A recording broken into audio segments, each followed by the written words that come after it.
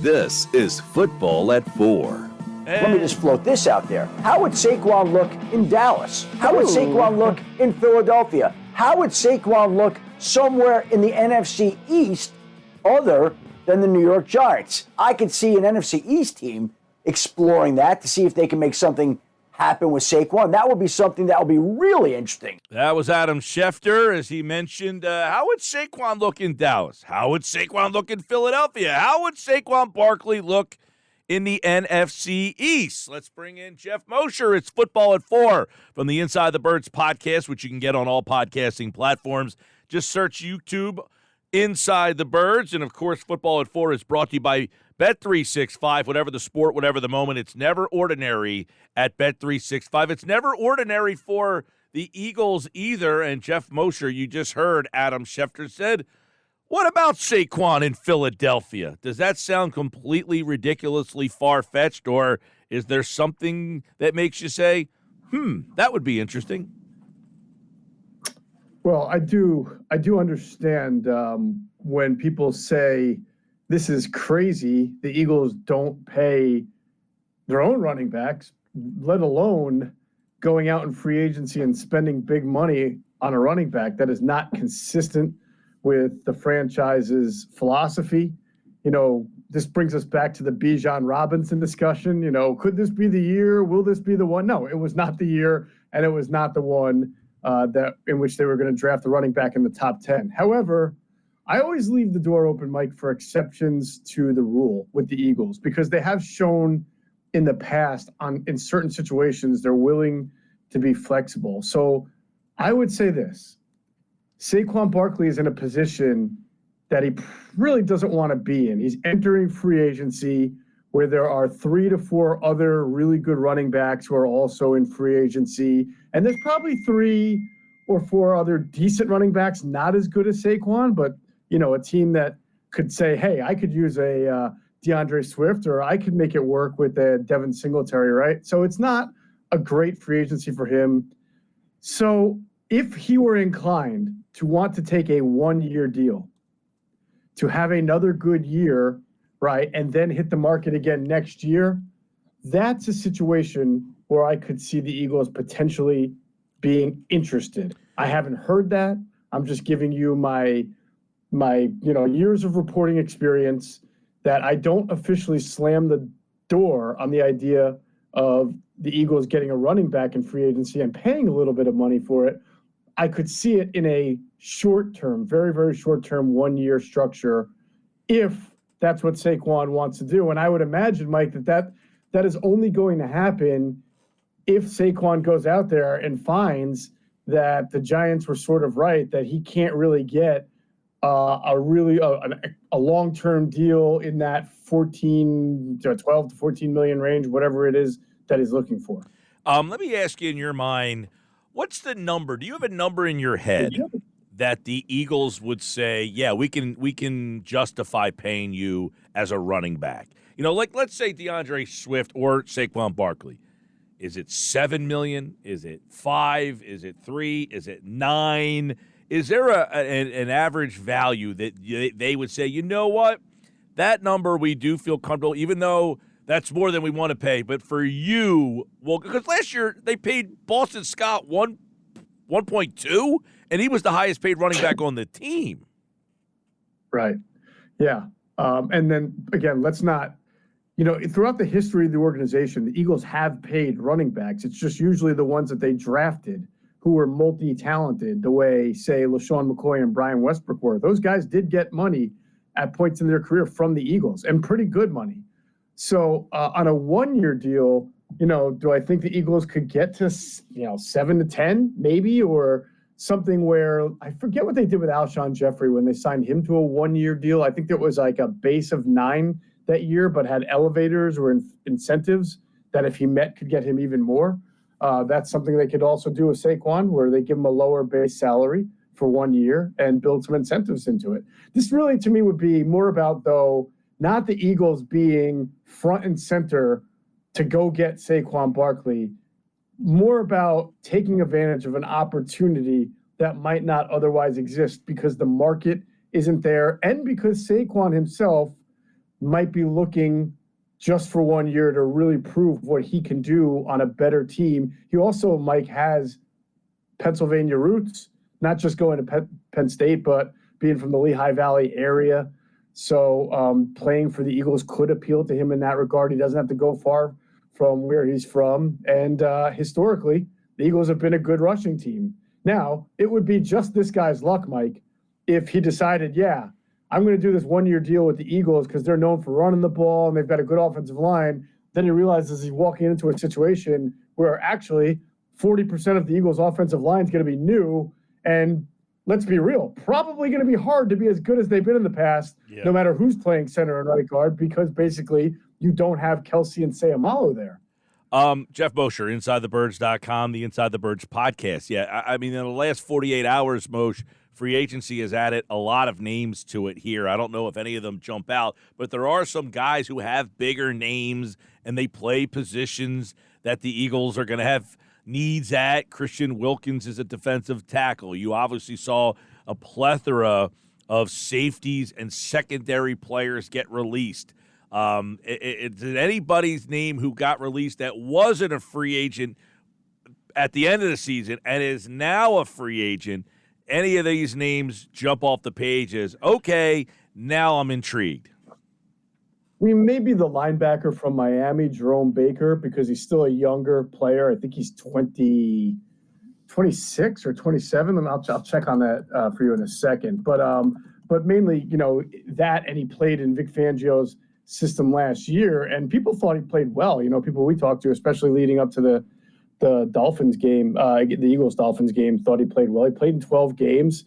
He had 2 interceptions. Again, he's a young kid who's played in the system, 27 years old. And that's a young 20. Like, he just turned 27 in December. So it's not like he's going to be 28 tomorrow or anything like that. But either way, that name would jump out at me because he's a younger guy and he has some experience in Vic Fangio's defense.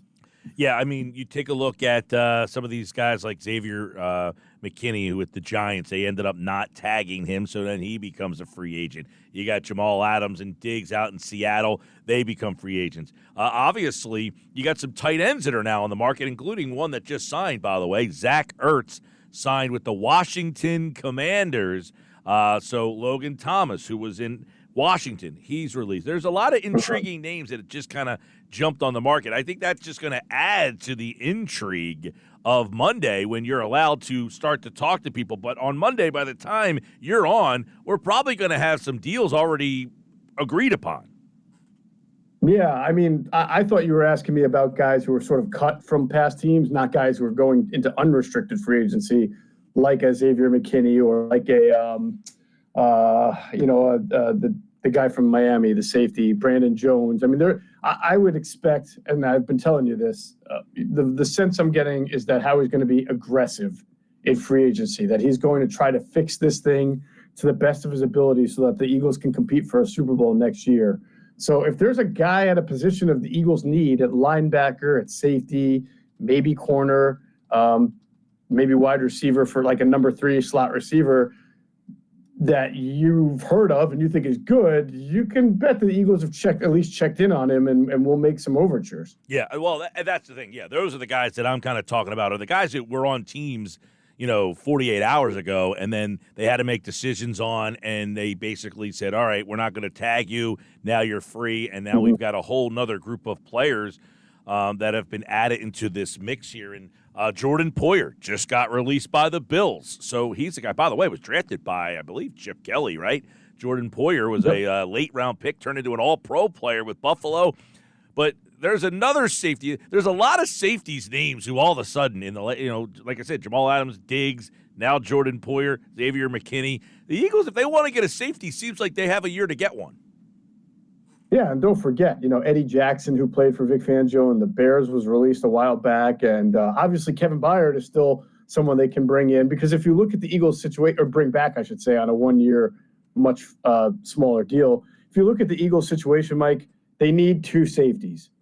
I'd be shocked if they didn't come out of free agency with 2 safeties. Now, it's not going to be, in my mind, 2 high-end guys, right? What they're probably going to do, because they eventually expect to have Sidney Brown back, and they are anticipate. They do have under contract Reed Blankenship, who really is a number 3 safety.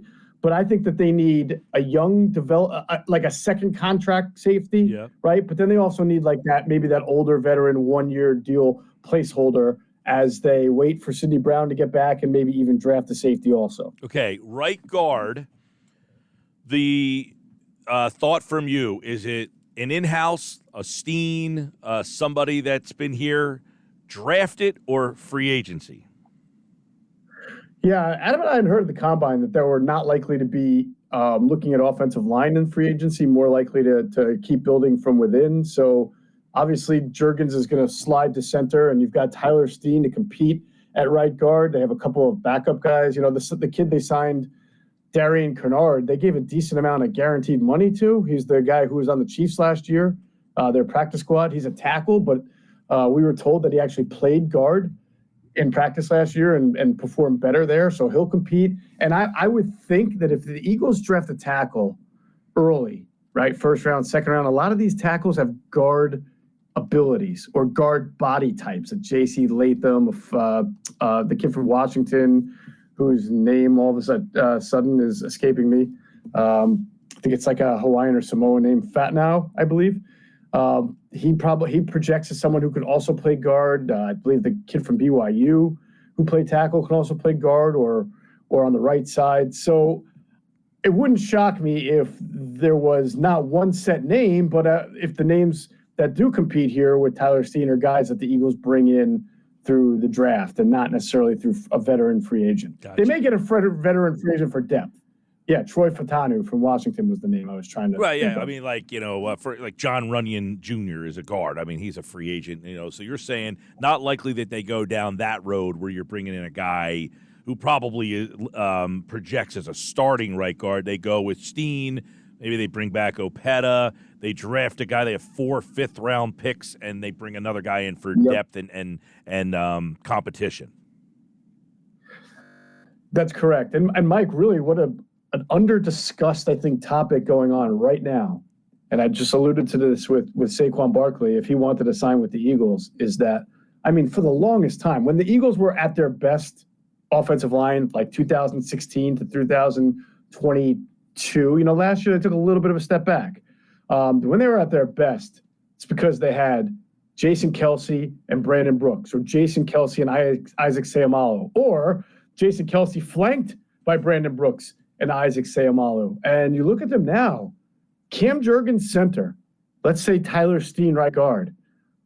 Man, those guys can develop, and I'm not telling you they can't play. I mean, maybe they can, and they'll be the next great combo. But this is a big drop-off from experience, from what we know, talent. And this Eagles offensive line, you have to look at it a little bit differently now. Of course, everybody has faith and trust in Jeff Stoutland, and he will develop these guys. But you can't just sit here and say right now that this is going to be the type of mauling, talented, multi-talented line that you had when you had, Kelce and Brooks or Kelce and Seumalo. You just can't say that right now. And that's a big question mark for Jalen Hurts, especially because those guys, especially Kelce, took care of so much of the legwork as far as calling out protections and getting the team out of bad calls and flipping plays and things like that. Yeah, I mean, listen, I think Juergens, the fact that Juergens got to play last year, I know not center, but they got the speed of the game and got that next to Kelce is a big help. But I don't know what they think of Tyler Steen. I mean, what did they say? This guy projects more as a backup, or no, we liked him enough to feel like we feel pretty good that he could step right in there now with knowing that he's the guy. We'll see. I mean, did he get definitively beat out last year by Cam Juergens? Yes, he got definitively beat out by Cam Juergens. That we can say is true. He had the year of experience, so that really helped him. Tyler had never played right guard before, so that was, he was going to be behind the 8 ball there, even if he was a bigger guy. Cam Juergens, good athlete, had the year on him. If you remember, Sue Opeta had played right guard when they had an injury to who am I thinking of? To Juergens, right? Yep, Juergens got hurt last year. Opeta stepped in, and then against Dallas, after a couple of Opeta starts, right before the bye, they said, no, we're going to go play Tyler Steen. So they played Tyler Steen. I believe that's the game they won against Dallas, so they did all right there. But then later in the year, when Juergens got hurt again, they went back to Opeta against Seattle, if you remember. So that was a weird kind of move that indicated maybe they didn't have total confidence in Steen at that point to put him back in. Moshe, that's going to be an interesting spot. Because there are a lot of, guards in free agency too. So there is options there. There are guys that you could say, hey, they did get Brandon Brooks a couple of years ago. Was that a trade or a signing when they got Brooks? No, it was a signing. It was a signing. Yeah, so they have gone that route. One of the best ones in team history. Yeah, I would say they have gone that route before to go get. They traded for Jason Peters. I'm pretty sure that was a trade, but that was years ago. So they have gotten a veteran player, and you wonder, hey, with Kelsey out, do we need to go that route and get somebody? But we'll see. That's going to be a story that's not talked about. But now that we have the Kelsey answer, one other thing I had on my list to pick your brain on, Geoff Mosher. Adam Schefter said this morning. He said that he estimated that the Eagles would be looking at a second rounder in return for Hassan Reddick, or possibly a package with a third and a fifth. Does that sound right to you? It sounds to me like, they weren't getting any offers for a first-round pick, so now it's time to reset the market for Hassan Reddick. I mean, I always thought if they were going to trade him, it would be for a top 40, top 50 pick. So maybe, and it's possible. The obstacle you find out, Mike, is that teams who have to give this guy the new contract are not going to want to give up a lot of draft pick. You don't want to give up a first or early second for a guy, and then on top of that, at 30 years old, give him 3 more years and $25 million, $26 million a year. That's a lot of compensation of control to give up for a player who's on the down 30 or over, right? So I can understand if the Eagles weren't getting the type of offer that they were looking for. So we'll see. I know Adam Kaplan has said on our podcast many times, he feels like it's not a good, he feels like Reddick is more on the out than staying. My mind, I've always said, it seems like if you can't find the right deal and you can't get a good enough pick, then just build some, and you still have the leverage. He can't hold out all year unless he, wants to lose a year of salary. Yeah. And then you can build incentives, kind of like the Chris Jones treatment is what I'm saying. But we'll see. I mean, a third and a fifth, I could see them. So would you, if I said, Geoff, if this is the day, the day after the trade and you're on for football at 4, and I said they just traded Reddick for a second, would you say, okay, good deal? Yeah, I mean, depends on where. I guess at that point, even if it's a low 2, that gives you three second round picks this year. Yeah, I think that's if you made the deal for a third and a fifth, you would then have 2 thirds and I think 5 fifths. Yeah, gives you a lot of optionality there. This is a good draft too. I mean, there's going to be so many tackles and receivers and quarterbacks that go early that it'll push down some pretty good talent at corner. It'll push down some pretty good talent at linebacker. So that helps the Eagles in that regard too. So I can understand them doing it. It's just that you don't really have a replacement for Reddick, but you can then go and sign a veteran to platoon with Nolan Smith and maybe throw some money at a younger pass rusher. The interesting thing will be Monday, if they sign a edge rusher, that might tell us the answer to the question, right? If they send Van Ginkel, you're Depends thinking on who it is, yeah. Yeah, if Van Ginkel is signed on Monday, would you say, okay, they're going to move Reddick? I wouldn't. I'd have to see the contract. It sort of depends. I mean, if Van Ginkel, who I don't think is going to reset the market, gets, the Eagles have spent decent money on rotational defensive ends going back to the Darren Howard days. So that wouldn't definitely signal to me that he's gone, but I do understand your thinking, and I probably would think that means he's closer to being traded than not. Well, because then you could play Van Ginkel and hopefully rotate him with Nolan Smith.